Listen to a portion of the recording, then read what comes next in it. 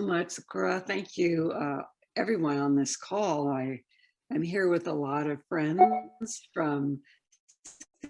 I've never heard your story. It's incredible, and thank you for your leadership on this issue. And having worked with Lydia was a great honor, and Arlene and Michael and Mila, lots of people on this call I feel a great kinship with. And I'm in awe of what has been laid out during this call, of what people have said about their own personal stories, and really a hard look at where we've been and where we're at today. And so I'm going to be relatively brief, but I wanted to make a few points, to elaborate, to add on to what John Presner was saying about this this drive for nuclear rearmament. To put it in context, we have a treaty on the prohibition against nuclear weapons that went into effect this year, signed by over 80 countries, declaring nuclear weapons to be illegal. And I think we need to incorporate that into our conversations, whether they be with representatives or friends, because I find that there are a lot of people who still cling to this notion of US exceptionalism and the drive for full spectrum dominance of the sea, the land, the air, the space. And it's a very frightening juncture we're at. As John Presner pointed out, legislation has passed in Congress. It just needs to be signed, I think, at this point.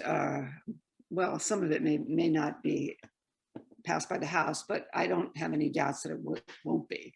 And that is the Eagle Act and the Innovation Act, pushed by Schumer and Meeks, that would authorize more missile sales to China, encircling of China, and declaring the defense of Taiwan as an urgent national priority.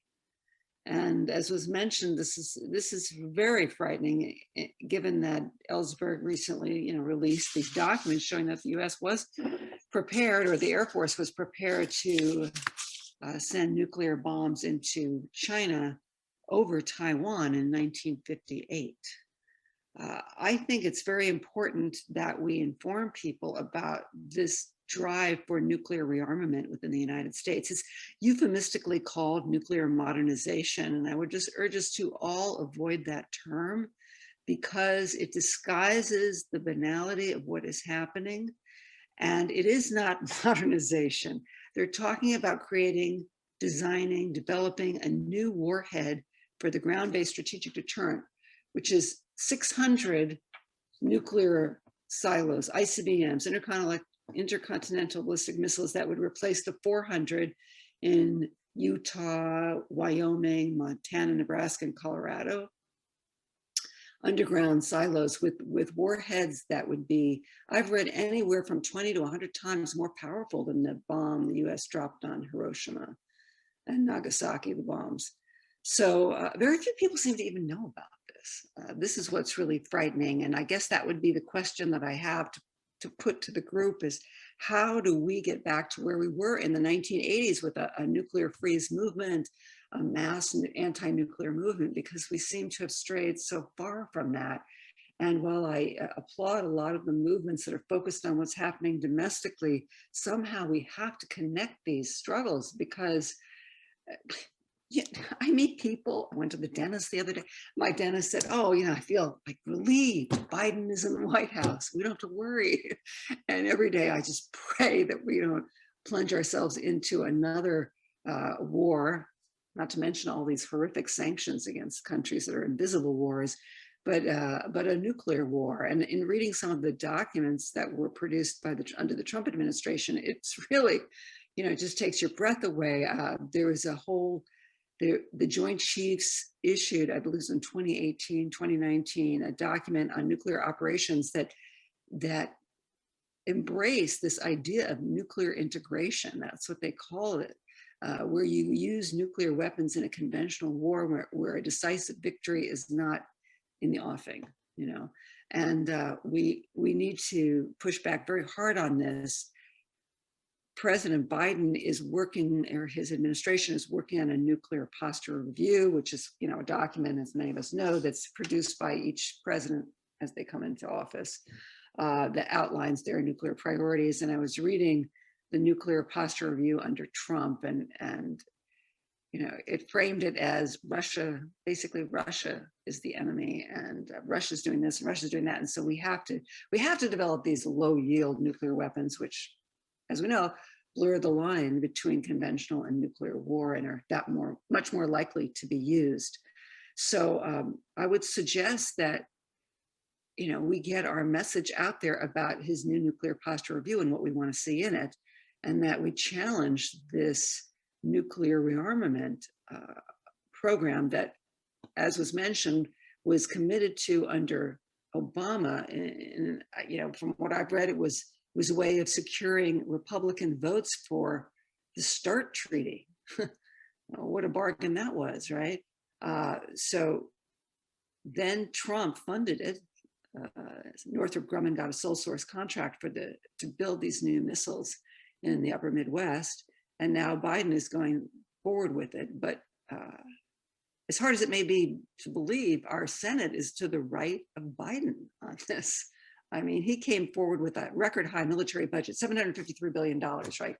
30 to 50 billion for the Department of Energy, which oversees nuclear weapons, and the Senate Armed Services Committee, which has, it's chaired by a Democrat, Jack Reed of Rhode Island, came out just recently and said, we want another 25 billion for the military. And now the Republicans are trying to slip in another 50 billion for the military with this infrastructure bill. So that's something that we have to really push back on. And I met Skura in front of Senator Feinstein's office. She chairs a subcommittee on appropriations that oversees the Department of Energy.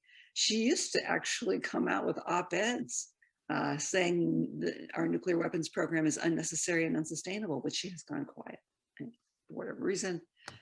So there needs to be, we need to be really visible in front of these offices, out in the streets, and every day kind of wake up and say, how are we going to energize people to do this? First, I guess we have to make them aware. I do want to mention there's a group called Tri-Valley Cares in Livermore, and CODEPINK, we have a show called CODEPINK Radio. I interviewed Maria Kelly, who is the executive director of Tri-Valley Cares. They filed a lawsuit along with other organizations, including the Gulichi, I think I'm not sure if that's the correct pronunciation. It's off the island of South Carolina, where they're going to produce these new warheads in South Carolina and in blanking out, I think Los Alamos.